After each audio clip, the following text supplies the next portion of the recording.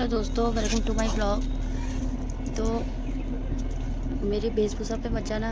मैं औरों का तो पता नहीं, पर मैं घर में ऐसे ही रहती हूँ, सिंपल। ना कोई बाल बनाना ना कुछ, बस सिंपल मुझे ऐसे ही रहना अच्छा लगता है। क्या ही मेकअप वेकअप करना है यार, किसके लिए करना है मेकअप? अपना सिंपल घर में रहो। मुझे तो जैसे ही अच्छा लगता है। जब कहीं मैं कहीं जाती हूँ, बहुत लाइट से लाइट मेकअप करके जाती हूँ, क्योंकि मेरी जो शक्ल है ना, वो शक्ल मेरी हमेशा ऐसी ही रहेगी, काली कलोटी। तो इसलिए मैं ज़्यादा मेकअप नहीं करती, और मुझे मेकअप सूट भी नहीं करता, क्योंकि मेरे ना चेहरे पर ये देखो पिंपल्स, आप देख सकते हैं मेरे चेहरे यहाँ पर, नाक के नीचे यहाँ पर पिंपल्स हो रहा है, और एक फेस के ऊपर यहाँ देखो पिंपल्स हो रहा है। तो मुझे ना ऐसे एलर्जी हो जाती है, इसलिए मैं ज़्यादा मेकअप नहीं करती। और ज़्यादातर मैं मॉइस्चराइज़र या फिर कोल्ड क्रीम वगैरह ही यूज़ करती हूँ घर पर, और कहीं बाहर जाती हूँ तब भी वही मॉइस्चराइज़र या फिर कोल्ड क्रीम। चाहे भले शक्ल गोरी हो या काली हो, मॉइस्चराइज़र तो मैं हमेशा वही यूज़ करती हूँ। अभी मैं छत पे बैठी थी तो मैंने सोचा चलो ब्लॉग ही बना लेते हैं थोड़ा सा। मन भी नहीं कर रहा था ना, एक तो नीचे ना इतनी घुटन टाइप लग रही थी, मम्मी सो रही हैं, और फिर मेरे को ना बोरिंग हो रही थी, और मेरा फ़ोन भी बैटरी भी लो गई थी। तो फिर मैंने फ़ोन चार्जिंग पे लगाया, तो जितनी भी बैटरी आई है तो मैं फिर ऊपर आके बैठ गई।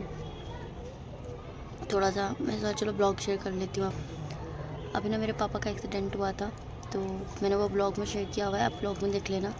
तो मेरे पापा के हाथ में टाँके वगैरह आए थे, और काफ़ी चोट आई थी। तो मेरे पापा के जो बैक साइड में जो कुल्ला है ना, उसमें फ्रैक्चर हो गया है थोड़ा सा।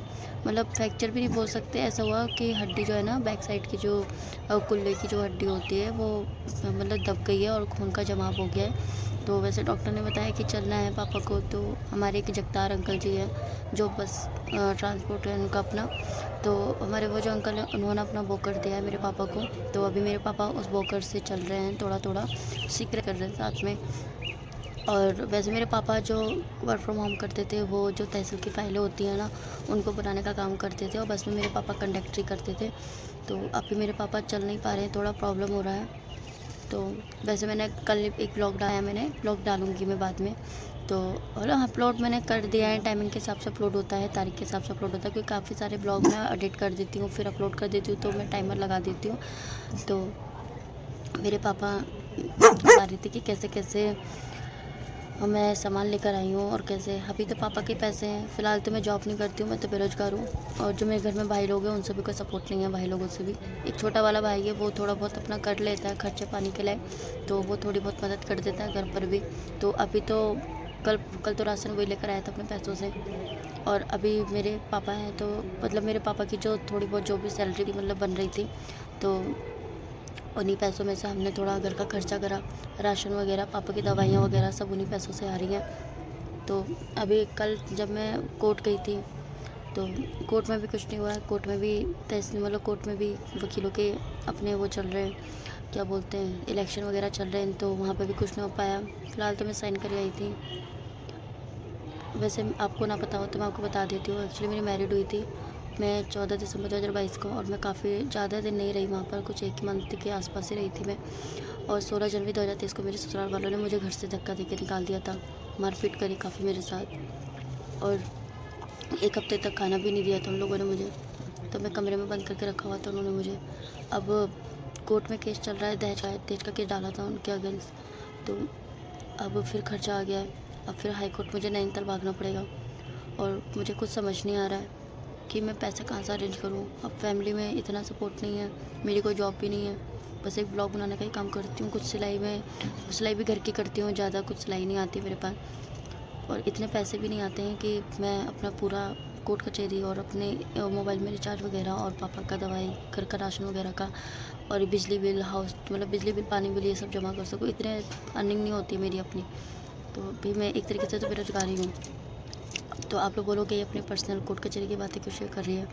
वो भी इसलिए कर रही हूँ क्योंकि मन में ना बहुत मेरे हलचल टाइप की हो रखी है, और मैं सोच रही हूँ किससे शेयर करूँ, किससे शेयर करूँ। अब मम्मी पापा से शेयर करती हूँ तो वो लोग बोलते हैं कि यार हमको टेंशन देती है, हमसे मत शेयर करा कर। मुझे तो मम्मी बोलती है, मम्मी को शुगर पेशेंट हूँ, और मम्मी को थोड़ा बीपी का भी है, उनसे शेयर करो तो वो बोलती हैं कि मुझे घबराहट होती है, मुझसे मत शेयर करा कर। मैं उनसे शेयर नहीं कर सकती, पापा से शेयर नहीं कर सकती। पापा भी मेरे फिर बोलने लगते हैं, वो भी परेशान हो जाते हैं, तो वो भी बोलने लगते हैं। अब बच्चे आप लोग जो मेरा ब्लॉग देख रहे हो, तो बस मैं आप लोगों से शेयर कर रही हूँ। बाकी जो 2 भाई हैं, एक की तो कोई सपोर्ट ही नहीं है, और एक है छोटा, उसको कोर्ट कचहरी की कोई नॉलेज नहीं है, तो उससे मैं कुछ शेयर नहीं करती। बाकी मैं अकेली हूँ तो मैं किससे शेयर करती, तो मैंने इसलिए ब्लॉग में अपनी कुछ बातें जो पर्सनल मेरी कोर्ट कचहरी की, वो आपसे शेयर कर लिया हैं। तो अब कोर्ट कचहरी में इतना खर्चे हो रहे हैं यार, मैं पहले ही 3 साल से वैसे ही बहुत परेशान थी, कुछ सपोर्ट नहीं है किसी भी चीज़ का, और फिर ठीक है हाई कोर्ट का, तो अभी फिर मुझे हाई कोर्ट भागना पड़ेगा।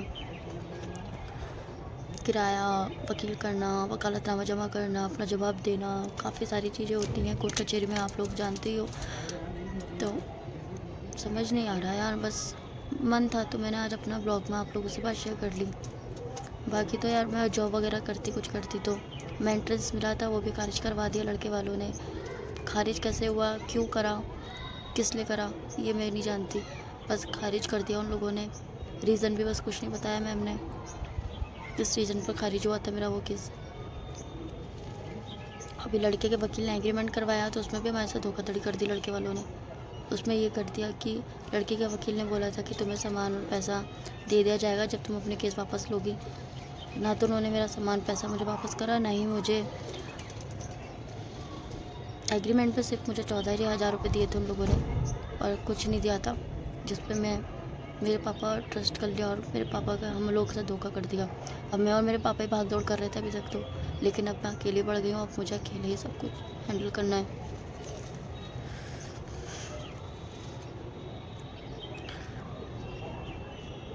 समझ नहीं आ रहा मैं कैसे करूँगी। बस यार भगवान जी से प्रे करो कि जल्दी जल्दी कोर्ट कचहरी का मैटर सॉल्व हो, मैं अपनी लाइफ देखूँ। आप लोग देख सकते हो मेरा फेस इतना डल हो गया है ना, रात रात भर नींद नहीं आती है, ओवर थिंकिंग कर लेती हूँ। टेंशन में नींद नहीं आती यार, टेंशन इतनी रहती है, ओवर थिंकिंग हो जाती है।